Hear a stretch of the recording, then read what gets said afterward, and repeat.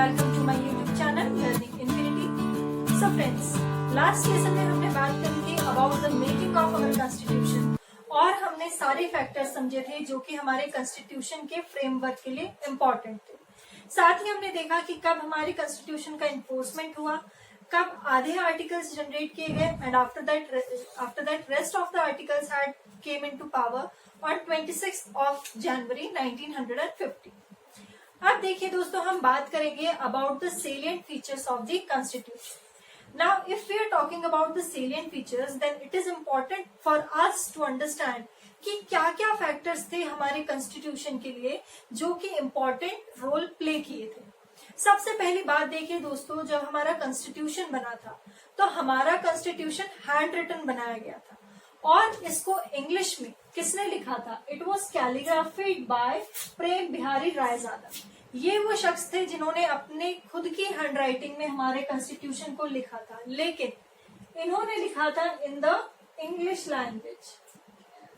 इन्होंने हमारे कॉन्स्टिट्यूशन को इंग्लिश लैंग्वेज में कैलीग्राफ किया था। और if we talk about the Hindi version of our constitution, तो ये वसंत कृष्णन वैद्य ने लिखा था इन हिंदी वर्जन। सो ये दो नाम बहुत इंपॉर्टेंट है, आप इन्हें याद रखिएगा। Sometimes it has been asked in various exams कि हमारा कॉन्स्टिट्यूशन हैंड रिटन था तो it was calligraphed by who? Either they can ask you in English और इन हिंदी। तो दोनों नाम याद रखिएगा कि प्रेम बिहारी रायजादा जी ने इंग्लिश में लिखा था, इंग्लिश में कैलीग्राफ किया था, और जो वसंत कृष्णन वैद्य जी थे उन्होंने हिंदी में इसको कैलीग्राफ किया था। ये दो इम्पोर्टेंट नाम हो गए। Now we are going to talk something about the salient features, और उसमें हम सबसे पहले बात करेंगे अबाउट द लेंथ। देखिए, हम स्टार्टिंग से यही बात कर रहे हैं कि our constitution is the world's lengthiest constitution and it has carried various features from other countries constitution.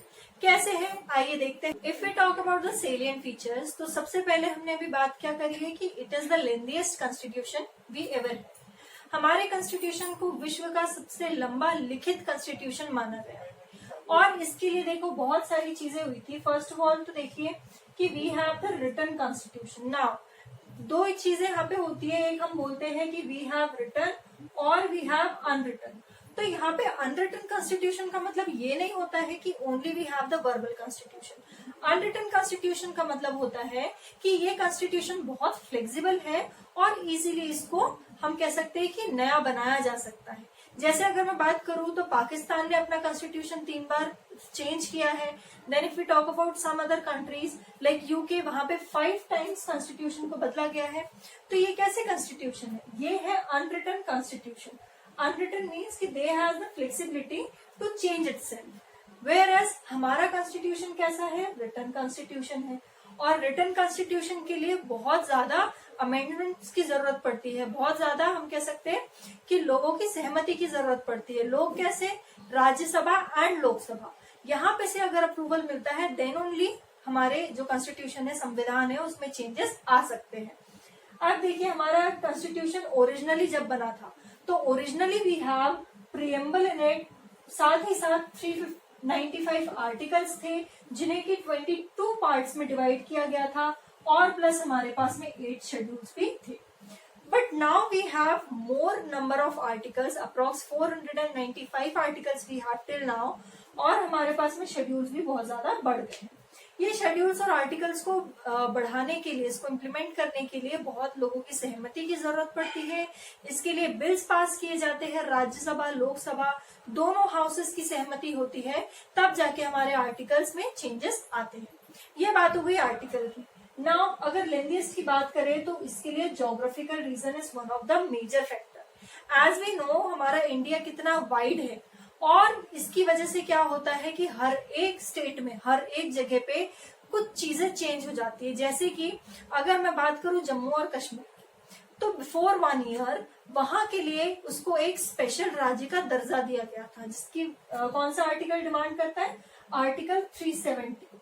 Article 370 क्या कहता है कि किसी भी एक राज्य को स्पेशल स्टेट का दर्जा मिलता है और वहां के लिए नॉर्म्स रूल्स थोड़े से चेंज होते हैं apart from any other state.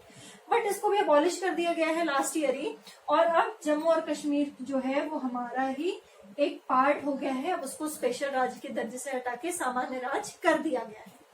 इसी के लिए हम कह सकते हैं कि geographical is one of the major reason कि हमारा आर्टिकल जो कॉन्स्टिट्यूशन है वो थोड़ा लेंथीएस्ट हो गया। नेक्स्ट है कि कॉमन कॉन्स्टिट्यूशन है। कॉमन कॉन्स्टिट्यूशन कैसे कि जो यूनियन है, यूनियन और स्टेट, ये दोनों जगहों के लिए सेम कॉन्स्टिट्यूशन लागू होता है।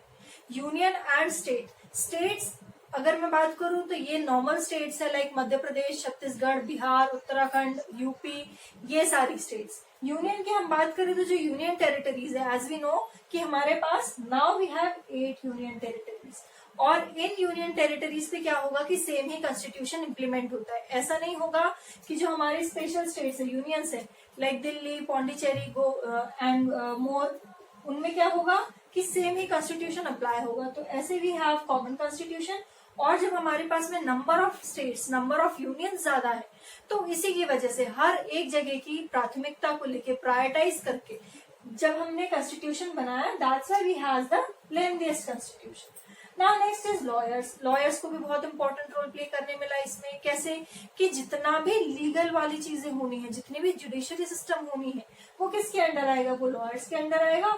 And hence we can say कि it is lawyer dominating, because at that time if we talk about the literacy rate of India is only about the 7%, और इस 7% से पूरे कंट्री को एक साथ में लाना, एकता में लाना, सेक्युलर बनाना, उसके लिए बहुत जरूरी था कि लॉयर्स आगे आए और अपनी जो है लीगल चीजों को इसमें ऐड करें। Now next one is government of India act 1935। देखिए from starting we are talking about this act only. Why? Because this is the act which keeps a special importance. As we know it is the interim constitution also. इसको हमने क्या कहा है, interim constitution का नाम भी दिया गया है। क्यों? क्योंकि ये जब तक कि हमारा कॉन्स्टिट्यूशन इम्प्लीमेंट नहीं हुआ था, इन्फोर्स नहीं हुआ था, तब तक कि हमने इसी एक्ट को एज अवर कॉन्स्टिट्यूशन ट्रीट किया था। So yes, it is also one of the most important document as we have in our constitution. और ये ही सारे फैक्टर्स हैं जो कि हमारे कॉन्स्टिट्यूशन को लेंदी बनाते हैं।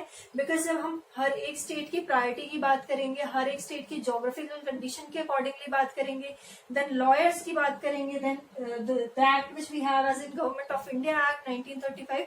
तो जब इन सारे डॉक्यूमेंट्स का कोलैबोरेशन होगा तो yes, it is very lengthy, और इसी की वजह से हमारा कॉन्स्टिट्यूशन भी कैसा हो गया है, बहुत लेंदी हो गया है। Now second, if we talk about is drawn from various sources। देखिए जब हमारे कॉन्स्टिट्यूशन की फॉर्मेशन हुई तो हमारे कॉन्स्टिट्यूशन मेकर्स ने या जो हमारी ड्राफ्टिंग कमेटी थी, उन्होंने क्या डिसीजन लिया कि जितने भी देश है पूरे विश्व में, इन सबके कॉन्स्टिट्यूशन को पढ़ा जाए और उसमें से जितनी भी इम्पोर्टेंट चीजें हैं उसको कलेक्ट करके हमारे कॉन्स्टिट्यूशन में लगाया जाए या वहां पे उसको फिक्स किया जाए। तो इसके लिए क्या हुआ कि बहुत सारे देशों के कॉन्स्टिट्यूशन को पढ़े गए ऑल ओवर वर्ल्ड, और उसके बाद में जितनी भी इम्पोर्टेंट और क्रूशियल चीजें थी उनको अडेप्ट किया गया हमारे कॉन्स्टिट्यूशन। इसके लिए क्या होता है दोस्तों कि जो क्रिटिसाइजर्स थे, जिन लोगों ने क्रिटिसिज्म किया हमारे कॉन्स्टिट्यूशन का, उन्होंने क्या बोला कि डॉक्टर BR अम्बेडकर जी ने क्या किया है, चुराया है कॉन्स्टिट्यूशन को, बोरो किया है। लेकिन BR अम्बेडकर जी जो थे वो बहुत ही बोल्ड मूव लेने वाले थे, बहुत बोल्ड स्टेप्स लेने वाले थे, और उन्होंने ओपनली प्रोक्लेमेशन दे दिया किस चीज का, they had said that we are doing ransacking of world's constitution. That means कि they are adapting this important and special features of all over world's constitution. इससे एक और चीज क्या होती है कि जितने भी देशों के कॉन्स्टिट्यूशन में जो भी प्रॉब्लम्स आई है रिलेटेड टू आर्टिकल्स या जितनी भी अमेंडमेंट्स को लेके, तो क्या हो गया, हमें वहां से कुछ सीखने को मिला। देखिए it is also crucial part कि जब एक कॉन्स्टिट्यूशन की फ्रेमवर्क होनी है तो हम कैसे किसी चीजों से सीखेंगे और क्या चीजें इंपॉर्टेंट है वो हम कैसे कलेक्ट करेंगे।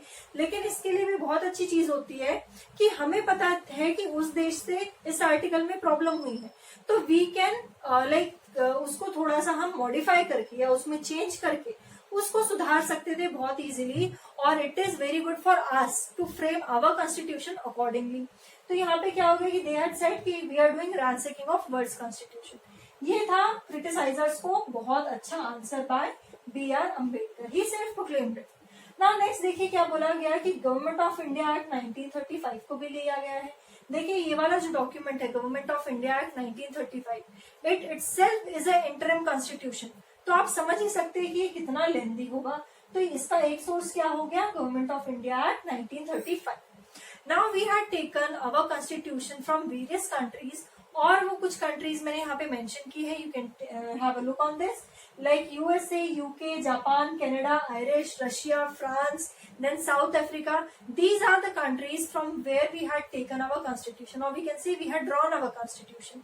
अगर आपको याद होगा, जो हमने बात करी थी हमारी कैबिनेट असेंबली की, कैबिनेट असेंबली में जो सच्चिदानंद सिन्हा जी थे उनको टेम्पररी प्रेसिडेंट बनाया गया था, और ये जो टेम्पररी प्रेसिडेंट थे वो कॉन्सेप्ट कहाँ से लिया गया था, अगर आपको याद होगा तो this concept has taken from French constitution, या फ्रांस की कॉन्स्टिट्यूशन असेंबली से लिया गया था। तो ऐसे ही करके बहुत सारे अलग अलग कॉन्स्टिट्यूशन से इंपॉर्टेंट चीजें ड्रॉन करी, और हमारे कॉन्स्टिट्यूशन को पूरा एक अच्छा सा रूप मिला, पूरा फ्रेमवर्क मिला। ये बात हो गई सेकेंड सेलिएंट फीचर्स की।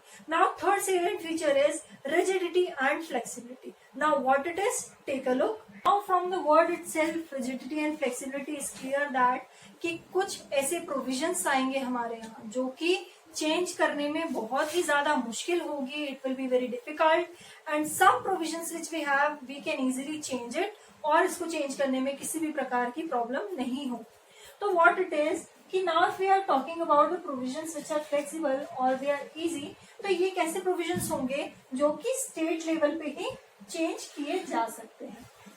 स्टेट का जो ऑथर होगा, या हम कह सकते हैं जो राज्यपाल होगा, गवर्नर होगा, he has the power to change the provisions inside the state। तो ये कैसे हो गए, ये फ्लेक्सिबल हो गए। तो हमारा संविधान क्या कर रहा है, कुछ फ्लेक्सिबिलिटी भी प्रोवाइड कर रहा है कि हमारे कॉन्स्टिट्यूशन को लेके कुछ माइनर चेंजेस करे जा सके, and they are very flexible that the government can change itself only. Now the provisions which we are talking about the difficult one, तो डिफिकल्ट कैसे होंगे, रिजिड होंगे, and they have this special authorities. कैसे कि सबसे पहले ये bills जो है राज्यसभा लोकसभा में पास किए जाएंगे, फिर इसको मैक्सिमम मेजोरिटी चाहिए होगी पास होने के लिए, और जब ये मैक्सिमम मेजोरिटी प्रोक्लेम कर देगी या ये वोट कर देगी इसके हक में, तब ही जाके ये प्रोविजंस जो है, आर्टिकल्स जो है, या किसी भी प्रकार का बिल जो है वो पास हो सकता है। तो हमारा संविधान कैसा हो गया, it is the mixture of flexible as well as rigid. Now some of the countries have very flexible constitution. Like अभी हमने जो बात करी है about the Pakistan. Now Pakistan had changed their constitution for 3 times. इन्होंने अपना पूरा का पूरा constitution ही 3 बार चेंज कर दिया। Now USA की अगर हम बात करें तो USA also had changed their constitution for 5 times. Why? Because they had unwritten constitution. As I have explained you just now only, कि some of the countries have very flexible or we can say unwritten constitution that enables them or that empowers them to change their constitution very easily. यही factor है कि हम उसको कह रहे हैं कि ये अनरिटन कॉन्स्टिट्यूशन है, whereas हमारा कॉन्स्टिट्यूशन कैसा है, written constitution, and due to that only we have the special provisions to change our any kind of bills or any kind of articles. ये बात हो गई रिजिडिटी एंड फ्लेक्सिबिलिटी की। Now next we have is next silent feature जो हमारे पास है वो है federal system with unitary balance. Now यहाँ पे देखिए फेडरल सिस्टम की जब हम बात करते हैं तो फेडरल सिस्टम में वी कैन कम्युनिकेट कि हमारे पास में एक ऐसा पॉइंट आएगा जहाँ पे कि जाके उसको सुप्रीमेसी मिल जाएगी। सुप्रीमेसी एज इन कि जैसे हम बात कर रहे हैं एक पिरामिड की, इस पिरामिड में क्या होगा कि लोअर लेवल पे बहुत सारी चीजें ऐसी होंगी जो बाइफरकेटेड होगी, डिस्ट्रीब्यूटेड होगी। इसको हम ऐसे भी समझ सकते हैं कि ये डिस्ट्रिक्ट कोर्ट होंगे या ये लोअर कोर्ट होंगे।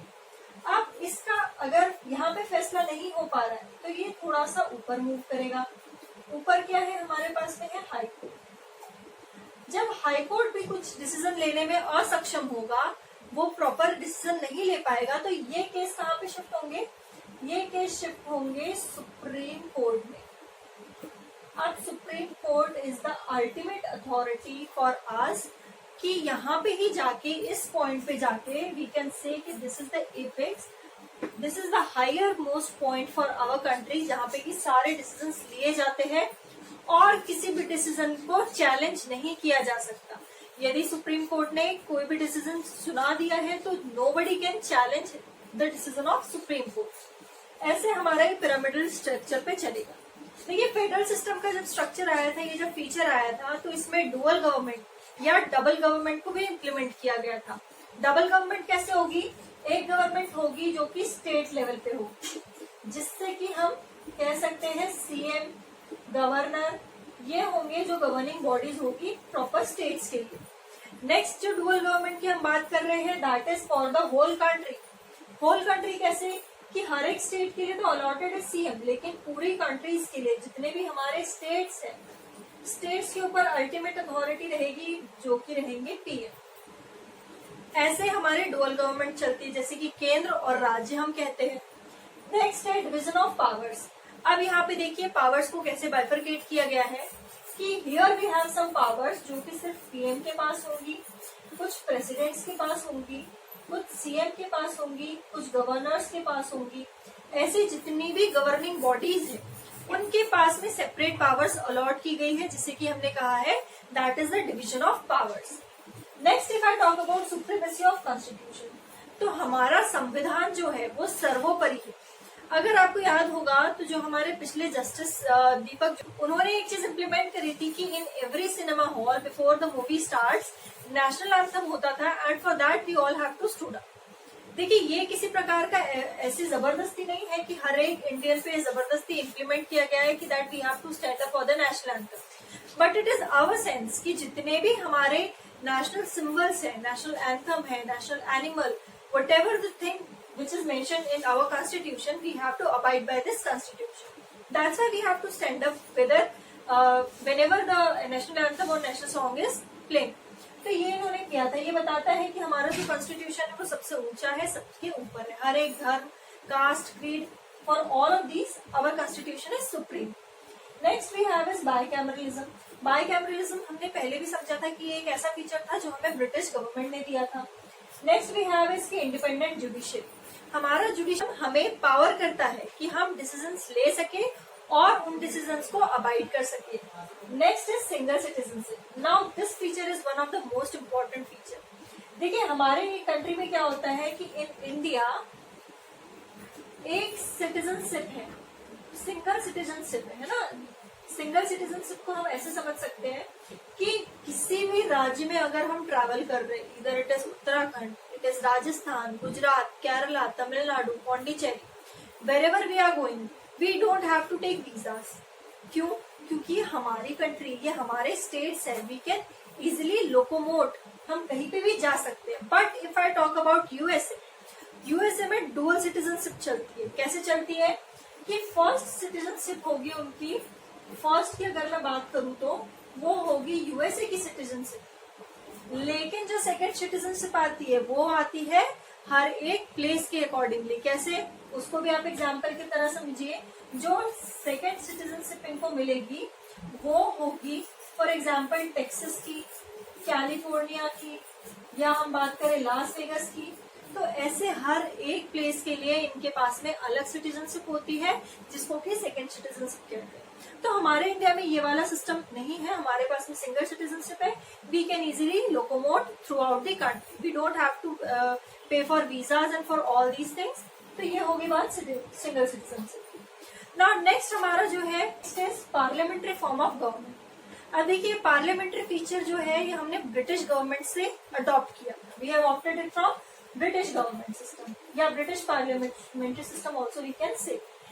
नेक्स्ट वी हैव इसकी कोऑपरेशन और कोऑर्डिनेशन होगा between the two organs, that is legislative and executive. ये दो ऑर्गन बहुत इंपॉर्टेंट है। जैसे हमने बात करी थी कि जो हमने स्टार्टिंग में देखा था, क्या हुआ था, गवर्नर जनरल ने लेजिस्लेटिव पावर और एग्जीक्यूटिव पावर दोनों किसको दी थी? सुप्रीम कोर्ट को।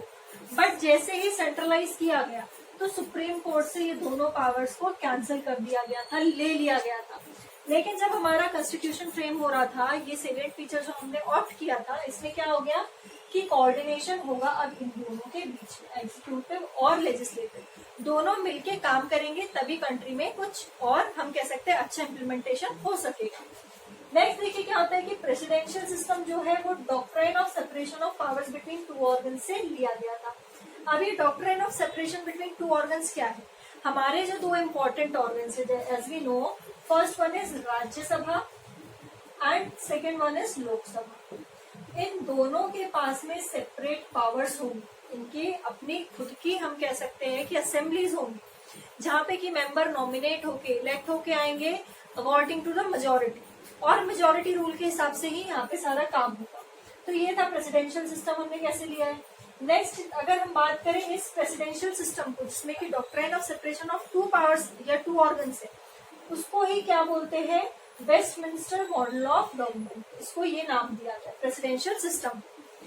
अब देखिए बहुत इंपॉर्टेंट चीज आती है कि आप किसी भी असेंबली को फॉर्म करने के लिए या किसी भी हम जो बात कर ले पार्लियामेंट्री फॉर्म ऑफ गवर्नमेंट को फॉर्म करने के लिए दो बहुत अहम चीजें चाहिए। क्या क्या है? सबसे पहला तो प्रेजेंस ऑफ नॉमिनल चाहिए और रियल एग्जीक्यूटिव चाहिए। यहाँ पे नॉमिनल्स कैसे आएंगे? We can consider here for Lok Sabha, और रियल एग्जीक्यूटिव होंगे हमारे राज्यसभा। ऐसे यहाँ पे ये दो चीजों की प्रेजेंस चाहिए। नेक्स्ट है कि हम जानते हैं कि यहाँ पे मेजोरिटी पार्टी का रूल होगा। जैसे कि अगर दो पार्टीज हैं, for example A and B, इनके पास में इन एन इलेक्शन ए के पास में 30 सीट्स आती है और बी के पास में 85 सीट्स आती है, तो क्लियरली पूरे कंट्री पे रूल कौन करेगा? ये बी वाला करेगा। एज इन हमारे प्राइम मिनिस्टर भी ऐसे ही इलेक्ट होते हैं। पार्टी मेजोरिटी जिसके पास में होगी, जिसके पास मेजोरिटी वोट्स होंगे, he will only have the authority to rule on our country. Next one is key leadership of PM and CM is very important, कि in our country PM is the person who leads the country in the upper most level. And अगर हम बात करें separate state level पे, तो every state has its own CM who has the authority to regulate and circulate each and every properties of the state. इधर it is कोई भी function हो या कुछ भी चेंजेस करने हो, मॉडिफिकेशन करने हो हॉलीडेज के अकॉर्डिंग, तो वो कौन करेगा? वो सीएम करेंगे। और पूरी कंट्री की अगर हम बात करें तो पूरी कंट्री के लिए कौन रिस्पॉन्सिबल है? पीएम रिस्पॉन्सिबल है। ये बात हो गई पार्लियामेंट्री फॉर्म ऑफ गवर्नमेंट की। अब दोस्तों ये कुछ साइलेंट फीचर्स है जो हमने इस लेसन में डिस्कस किए हैं। In next lesson, we are going to study more about more functions, more salient features of our constitution. Till then, that's all for now. Please do take care of yourselves and don't forget to like, share and subscribe my channel. Thank you.